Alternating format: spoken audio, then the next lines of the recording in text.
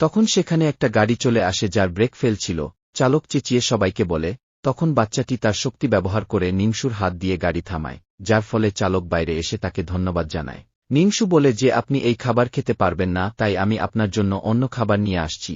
যখন সে সেখান থেকে চলে যায়, তখন লোশনের বোন বাচ্চাটিকে বলে যে এই মাছটি সোনার ড্রাগনের মতো, তাই আমি কি এটি নিতে পারি?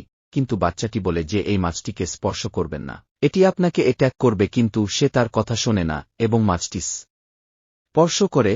তখন মাছটির ভিতর থেকে গোল্ডেন বিদ্যুৎ উৎপত্তি হয় এবং সে সেখানেই পড়ে যায়। নিংসু দ্রুত সেখানে আসে এবং তারপর সে বাচ্চাটিকে জিজ্ঞেস করে যে তুমি তো এটা করনি। তখন বাচ্চাটি বলে না, আমি করিনি। তারপর নিংসু তাকে দুঃখিত বলে, কারণ তার কাছে মনে হয় বাচ্চাটি অবশ্যই কিছু করেছে, কিন্তু সে বলে ও কিছুই করেনি। তারপর মেয়েটি বলে যে আমি আপনার কাছ থেকে এই মাছটি কিনতে পারি, কিন্তু নিংসু বলে যে এই জাতীয় মাছ বাজারে অনেক পরিমাণে পাওয়া যায়। পরের পার্ট দেখতে ছোট্ট একটা লাইক দিবেন।